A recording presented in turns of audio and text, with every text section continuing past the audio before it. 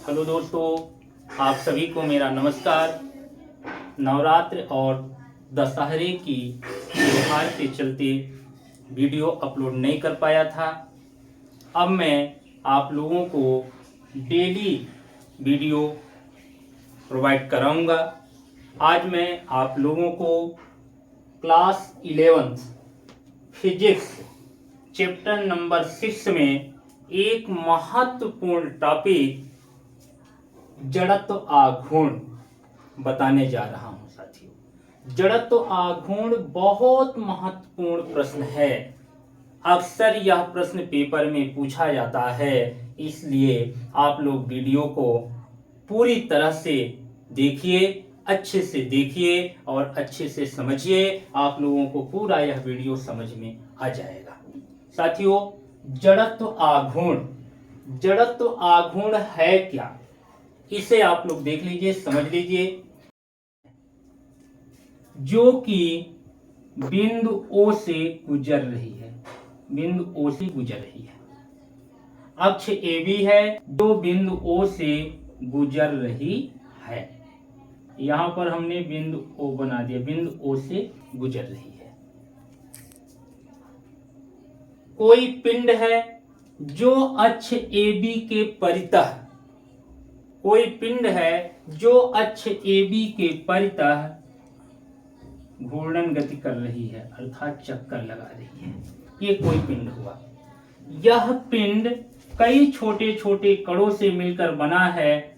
मान लीजिए एक कण यहाँ है जिसका द्रव्यमान m1 है, दूसरा कण यहाँ है जिसका द्रव्यमान m2 है, तीसरा कण यहाँ पर है जिसका द्रव्यमान m3 है। बहुत सारे कण हो सकते हैं, मैंने 3 कणों को दिखाया है, m1, m2 तथा m3। अब कण m1 जो है इसका घूर्णन अक्ष से दूरी ये हो गई r1, कण m2 की घूर्णन अक्ष से दूरी ये हो गई r2, कण 3 की घूर्णन अक्ष से दूरी हो गई ये r3। कण m1 का घूर्णन अक्ष से दूरी r1, m2 का घूर्णन अक्ष से दूरी r2, कण m3 का घूर्णन अक्ष से दूरी r3 है। इस प्रकार से ये 3 कण हो गए और ये पूरा एक पिंड है।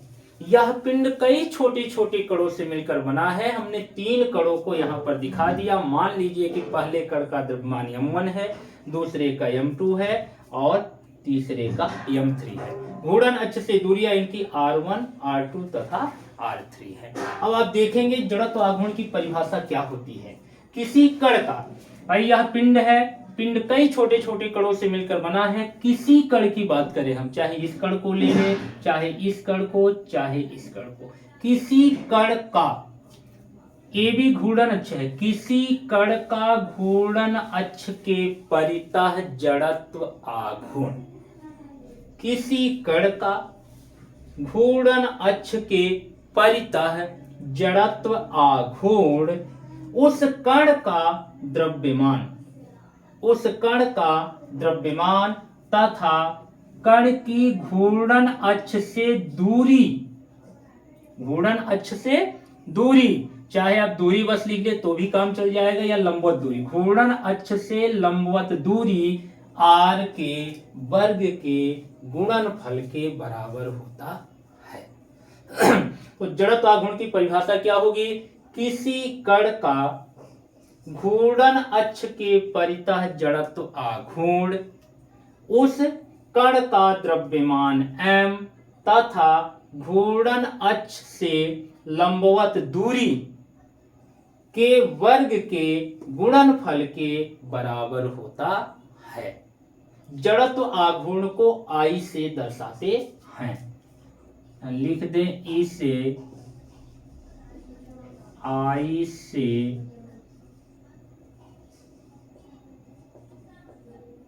दर्शाते हैं। जड़त्व आघूर्ण को I से दर्शाते हैं। अतः किसी कण का जड़त्व आघूर्ण बराबर होता है कण का द्रव्यमान गुणे घूर्णन अक्ष से दूरी का वर्ग। मान लीजिए कि कण का द्रव्यमान क्या है, m है, और घूर्णन अक्ष से दूरी क्या होगी, r होगी। अब r का वर्ग कर दीजिए, फिर इनका गुणा कर दीजिए, मतलब m गुणे r का स्क्वायर, तो गुणा हो जाएगा m r का स्क्वायर बराबर क्या, किसी कण का जड़त्वाघूर्ण को I से लिखते हैं, अर्थात I बराबर m r स्क्वायर। I कण का जड़त्वाघूर्ण है, m कण का द्रव्यमान है, r उस कण का घूर्णन अक्ष से लंबवत दूरी है और उसका वर्ग होता है, इसलिए r का स्क्वायर हो गया। इतना आप लोगों को समझ में आ गया होगा, ये जड़त्व आघूर्ण की परिभाषा होगी।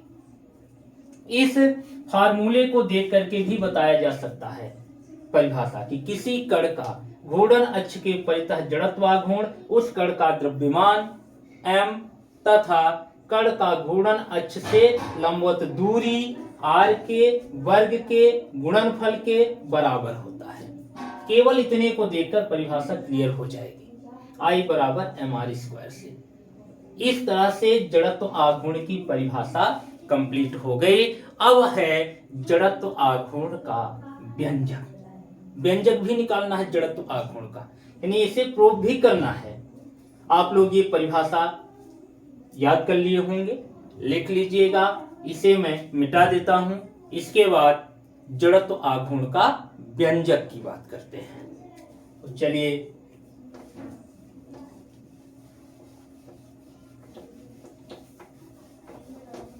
अब बारी है जड़त्व आघूर्ण का व्यंजक। ये तो परिभाषा हुआ, जड़त्व आघूर्ण का व्यंजक।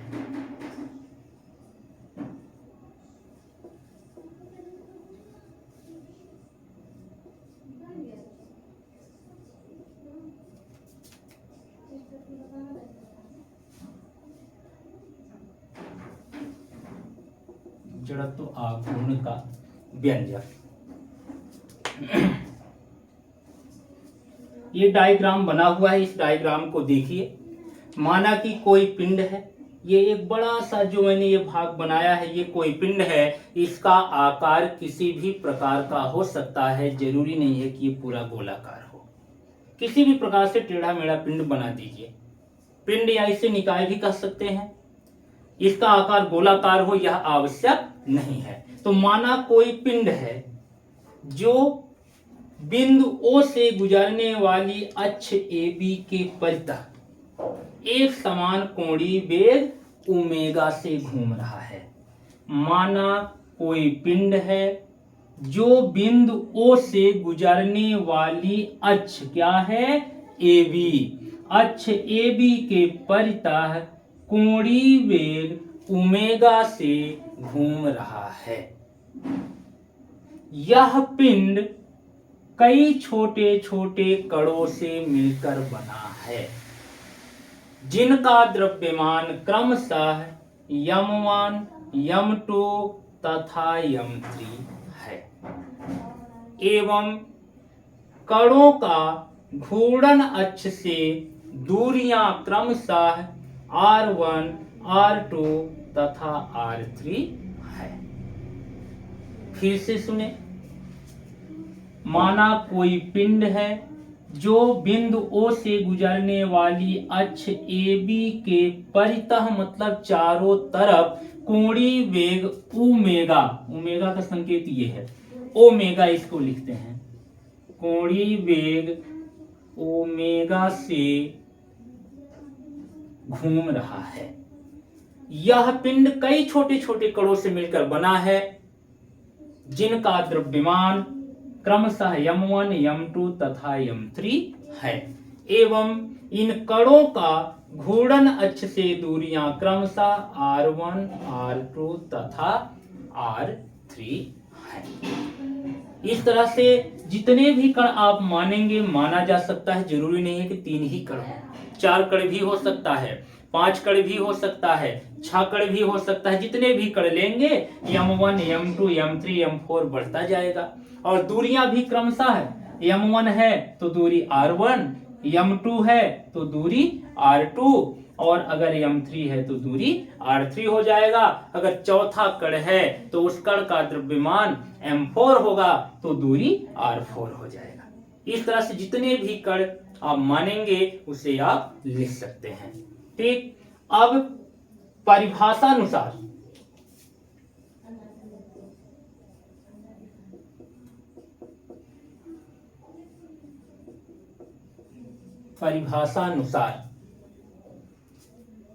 किसी कण का अक्ष AB के परितः जड़त्व आघूर्ण, किसी कण का अक्ष AB के परितः जड़त्व आघूर्ण, परिभाषा अनुसार यहां नोट करेंगे, किसी कण का अक्ष AB के परितः जड़त्व आघूर्ण बराबर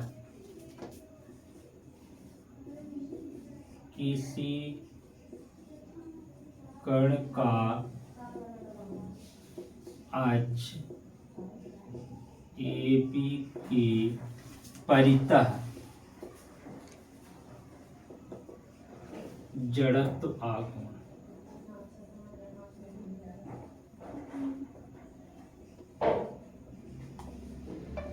जड़त्व आघूर्ण बराबर कण का द्रव्यमान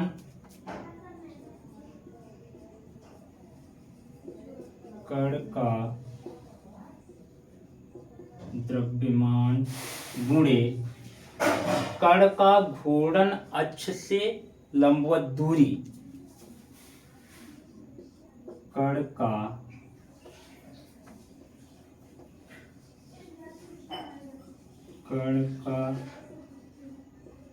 घूर्णन अक्ष से दूरी लिख दे या लंबवत दूरी, दोनों सही है, दूरी का बल। ये परिभाषा है। इसके पहले भी हम लोग परिभाषा में यही चीज लिखे थे कि किसी कण का अक्ष AB के परितः जड़त्व आघूर्ण बराबर कण का द्रव्यमान गुणे कण का घूर्णन अक्ष से दूरी का वर्ग, अर्थात I बराबर mr² हम लोगों ने परिभाषा में पढ़ चुका है। तो किसी कण का, यहां पर 3 कण हमने लिया है, पहला कण, दूसरा कण और तीसरा कण, तो सभी कणों का निकालने, अतः पहले कण का जड़त्व आघूर्ण, अतः पहले कण का जड़त्व आघूर्ण, पहले कण का जड़त्व आघूर्ण बराबर क्या होगा? जड़त्व आघूर्ण का परिभाषा में हम लोगों ने लिखा था I बराबर mr², ऐसा लिखा था। चूंकि यहां पर लिखा गया पहले कण का जड़त्व आघूर्ण, तो पहले कण का जड़त्व आघूर्ण जब निकालेंगे तो I1 बराबर, चाहे I1 लिखें या पहले कण का जड़त्व आघूर्ण बराबर सीधे लिख सकते हैं, क्या हो जाएगा? पहले कण का द्रव्यमान गुणे पहले कण का घूर्णन अक्ष से दूरी, तो पहले कण का द्रव्यमान कितना है? m1, और पहले कण का घूर्णन अक्ष से दूरी कितना है? r1, और यहाँ स्क्वायर होता है इसलिए स्क्वायर लग जाएगा। मतलब पहले कण का जड़त्व आघूर्ण बराबर m1 r1 स्क्वायर बराबर एक, क्योंकि पहला कण है m1 हमने माना है और दूरी क्या माना है? r1, तो इसका स्क्वायर हो गया। इसी प्रकार से अब लिखेंगे दूसरे कण का जड़त्व आघूर्ण, दूसरे कण का जड़त्व आघूर्ण, दूसरे कण का जड़त्व आघूर्ण बराबर पहले कण में m1 r1, तो दूसरे कण के जड़त्व आघूर्ण में m2 r2, ये हो जाएगा m2 r2 का स्क्वायर। इसी प्रकार से तीसरे कण का जड़त्व आघूर्ण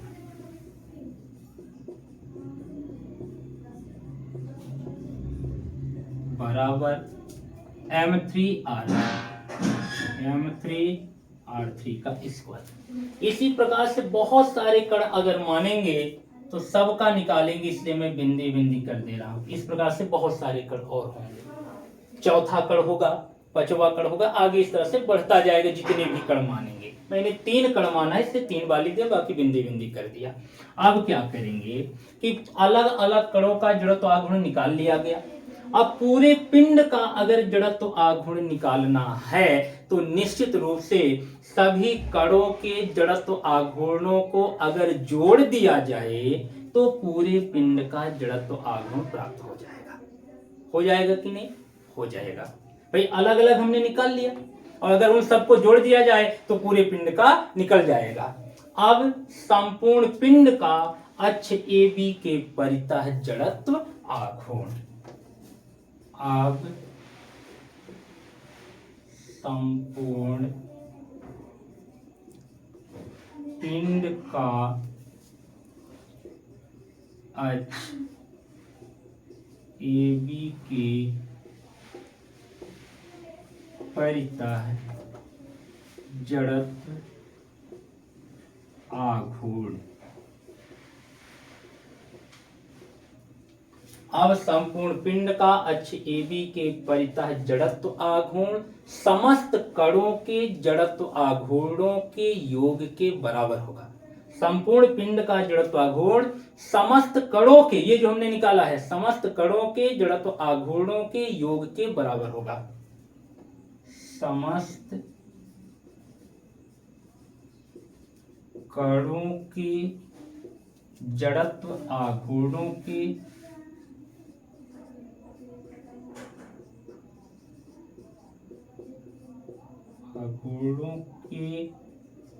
योग के बराबर होगा।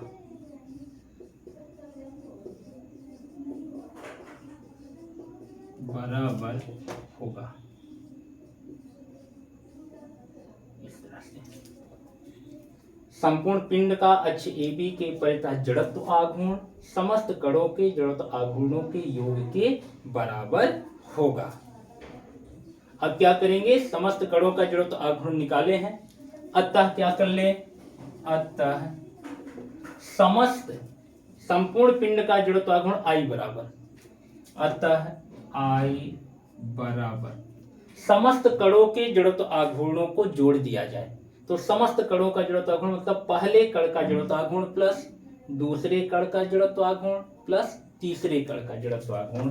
तो पहले कण का जड़त्व आघूर्ण क्या मिला है? m1 r1 square plus m2 r2 का स्क्वायर प्लस m3 r3 का स्क्वायर प्लस इसी प्रकार से बहुत सारे कण हो सकते हैं। अब I इक्वल टू इनको जोड़ना है सबको, m1 plus m2 plus m3। कई छोटे छोटे कणों का द्रव्यमान है, पहले कण का द्रव्यमान m1, दूसरे का m2 और तीसरे का m3 है।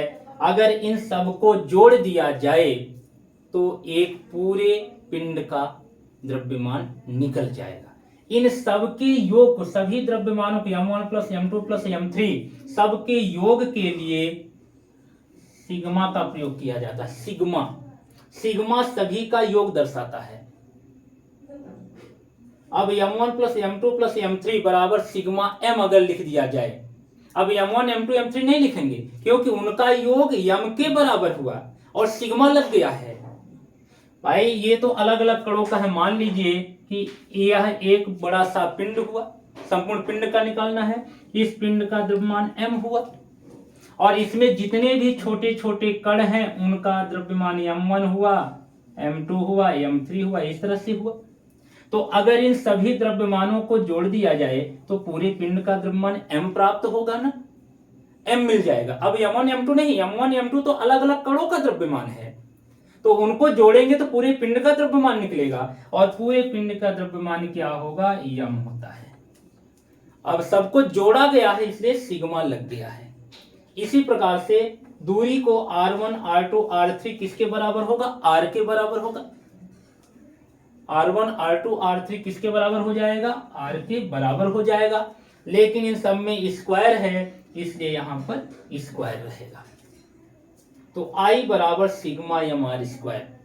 सभी द्रव्यमानों को जोड़ दिया गया तो m हुआ पूरे पिंड का। सभी कणों की घूर्णन अक्ष से दूरी है, उसको अगर जोड़ देंगे तो पूरे पिंड का घूर्णन अक्ष से दूरी, तो पूरे पिंड का घूर्णन अक्ष से दूरी r हुआ। अब उसका स्क्वायर होता है दूरी का, इससे इसमें स्क्वायर लगा देंगे तो I बराबर सिग्मा m r स्क्वायर। इस प्रकार से यह जड़त्व आघूर्ण का व्यंजक निकल गया। I बराबर सिग्मा mr स्क्वायर। ये बहुत महत्वपूर्ण व्यंजक है। इस प्रकार से आप लोग जड़त्व आघूर्ण क्या है, उसकी परिभाषा, जड़त्व आघूर्ण को किससे दर्शाते हैं, I से, जड़त्व आघूर्ण का व्यंजक क्या होता है, वो व्यंजक आप लोगों ने निकाल लिया। और मैं आशा करता हूं कि आप लोगों को यह प्रश्न अच्छे से समझ में आ गया होगा। एक बार पुनः से देख लेंगे। ये परिभाषा है, किसी कण का छेदी के परितः जड़त्वाघूर्ण बराबर कण का द्रव्यमान गुणे कण का घूर्णन अक्ष से दूरी का वर्ग, ये जड़त्वाघूर्ण की परिभाषा होती है। अब आपको करना क्या है, पहले कण का जड़त्वाघूर्ण, तो पहले कण का जड़त्वाघूर्ण यानी पहले कण का द्रव्यमान और पहले कण की दूरी m1 r1 का स्क्वायर। इसी प्रकार से दूसरे कण का जड़त्वाघूर्ण m2 r2 का स्क्वायर। इसी प्रकार से तीसरे कण का जड़त्वाघूर्ण बराबर m3 r3 का स्क्वायर। बिंदी बिंदी मतलब बहुत सारे कण हो सकते हैं। अब संपूर्ण पिंड का अक्ष AB के परितः जड़त्वाघूर्ण आपको निकालना है, तो सभी कणों के जड़त्वाघूर्णों को जोड़ना पड़ेगा। अगर जोड़ देंगे तो संपूर्ण पिंड का जड़त्वाघूर्ण निकल जाएगा। तो I बराबर m1 r1 square plus m2 r2 square plus m3 r3 square plus बिंदी बिंदी मतलब बहुत सारे कण और हो सकते हैं आगे। अब जोड़ दें, m1 m2 m3 m के बराबर होगा, r1 r2 r3 r के बराबर होगा, स्क्वायर है इसलिए स्क्वायर लग गया, सबका योग हो रहा है इसलिए सिग्मा लगाएंगे। यहाँ पर सिग्मा योग को दर्शाता है। इस प्रकार से I बराबर सिग्मा mr स्क्वायर, ये जड़त्व आघूर्ण का व्यंजक कंप्लीट हो गया। इसकी जो भाषा थी उस भाषा को मैंने लिखा नहीं है, समझा दिया हूं, आप लोगों को समझ में आ गया होगा और आप उसे कॉपी में लिख लेंगे। मैंने बोल दिया है, लिखा नहीं है बोर्ड में, क्योंकि बोर्ड का अभाव हो जाता, कम पड़ जाता बोर्ड, इससे मैंने नहीं लिखा। आप मैं बोल दिया हूं, समझा दिया हूं, उसे लिख लेंगे। चित्र को देख करके भाषा को लिखना है। बहुत सरल है कि माना कि कोई पिंड है, माना कोई पिंड है जो बिंदु O से गुजरने वाली अक्ष AB के परितः यानी चारों तरफ कोणीय वेग ओमेगा से घूम रहा है। यह पिंड कई छोटे छोटे कणों से मिलकर बना है जिनका द्रव्यमान क्रमशः m1 m2 तथा m3 है, एवं इन कणों का घूर्णन अक्ष से दूरियां क्रमशः r1 r2 तथा r3 है। बस इतनी ही भाषा है। इसके बाद परिभाषा अनुसार मैं पूरा लिख दिया।